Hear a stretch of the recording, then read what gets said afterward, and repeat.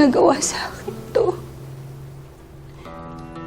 Alam kong masamang tao ka, pero hindi ko inaakala na kaya mong pumatay ng tao.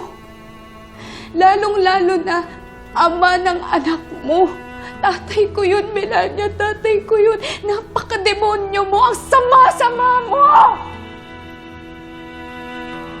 Tali, maniwala ka man o hindi. Hindi ko sinasadya. Mahal ko yung tatay mo. Hindi ko ginusto na mamatay siya.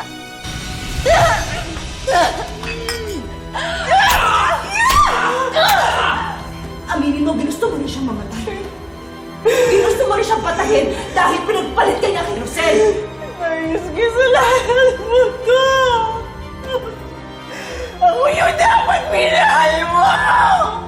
Bakit si Rosel? Tawarin mo, Darius.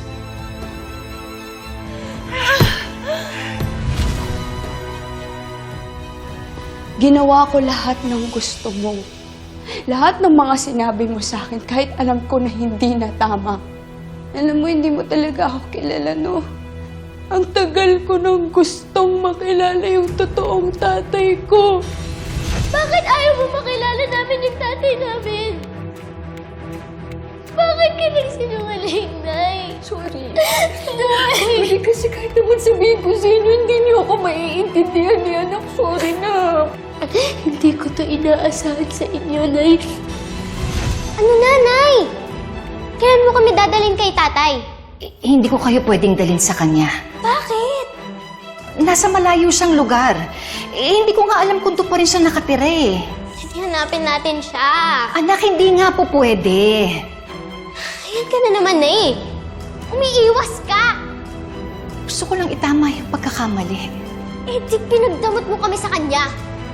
Parang di namin siya makilala. Ha? Oo, anak, tama ka. Dahil yun lang yung alam kong paraan. Para maprotektahan ko kayo, para magkaroon lang tayo ng katahimikan, tayong lahat. So, hindi niyo kilala yung lalaki sa ID? Hindi. Napulot ko nga lang to eh. So, hindi mo siya tatay? Hindi nga. Sabi na eh! Imagination lang yun ni Tali. Hindi yan totoo. Hindi talaga tatay ni Tari yung nasa ID. Gumagawa ng storya, mga siraulo. Tara, umanap na nga tayo ng ibang kalaro. Tara na. Che!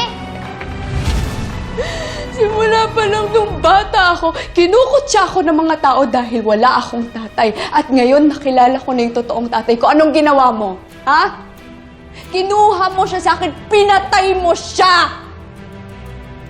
Napaka-selfish mo, Melania. Tali, hindi ko sinasadya yung nangyari. Ha? Hindi ko sinasadya yun. Hindi mo sinasadya, pero pinatay mo pa rin siya! Sana ikaw na lang yung namatay! Sana ikaw na lang yung pinatay! Kung ako yung mamamatay, tuluyang magiging masaya yung Rosel na yun. Itatak mo sa isip mo na ni minsan hindi tayo pinprioritize ng tatay mo dahil kay Rosel. Diyan ka nagkakamali eh! Mali yung pag-iisip mo! Hindi yan totoo! Kung may sisisihin sa pagkamatay ng tatay mo, si Rosel yun! Ha? Kasi kung ako yung pinprioritize niya, hindi mangyayari lahat ng to! Kaya tama lang nagantihan natin siya! Siya kasi yung may kasalanan ng lahat!